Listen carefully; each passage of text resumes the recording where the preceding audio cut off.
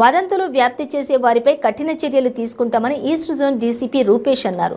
గణేష్ నిమజ్జన ఊరేగింపు, మిలాద్ ఉన్ నబీ పండుగల నేపథ్యంలో ఆయన శాంతి భద్రతలు పరిశీలించారు. పోలీస్ సిబ్బంది 24 గంటలు అప్రమత్తంగా ఉండాలని సూచించారు.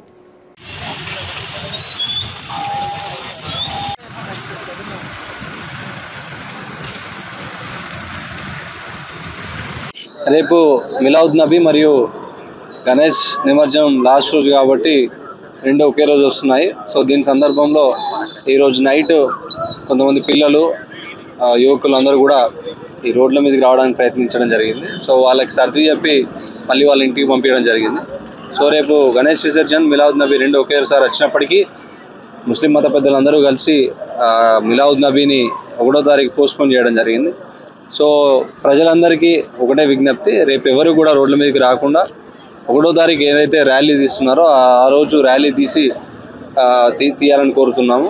అన్నెసరిగా బయటకు వచ్చినప్పుడు పోలీసులు వాళ్ళని చేజ్ చేయడం కానీ ఆపడం కానీ చేస్తే అన్నెసరీ యాక్సిడెంట్లు అయ్యే ఛాన్స్ ఉంటుంది, ఏదైనా గొడవలు జరిగే ఆస్కారం కూడా ఉంటుంది. సో దయచేసి పోలీసులకు సహకరించండి, ఎలాంటి పుకార్లను నమ్మొద్దు.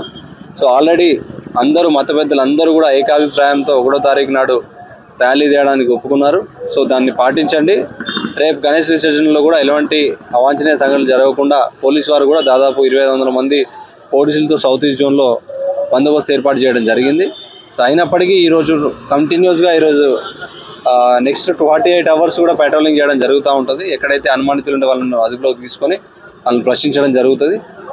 అలాగే ఈ సందర్భంలో ఎలాంటి పుకార్లను కూడా ఎవరు నమ్మొద్దని రిక్వెస్ట్ చేస్తున్నాము. ఏదైనా పుకార్లు సోషల్ మీడియాలో వ్యాపింపజేసినా కూడా మీ మీద యాక్షన్ తీసుకోగలుగుతాం. ఏదైనా డౌట్ ఉంటే లోకల్ మీడియా కానీ, వాళ్ళకి ఏదైనా డౌట్ ఉంటే లోకల్ SHO కానీ ACPని కానీ అడగండి. మా సైడ్ నుండి అఫీషియల్ స్టేట్మెంట్, అధికారిక స్టేట్మెంట్ ఇవ్వడం జరుగుతూ ఉంటుంది.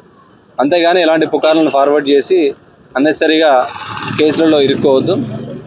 అలాగే ఈ 2 రోజులు కూడా ముస్లిం పేరెంట్స్ మరియు అందరూ కూడా రిక్వెస్ట్ ఏంటంటే బయటికి పిల్లల్ని అలో చేయకండి.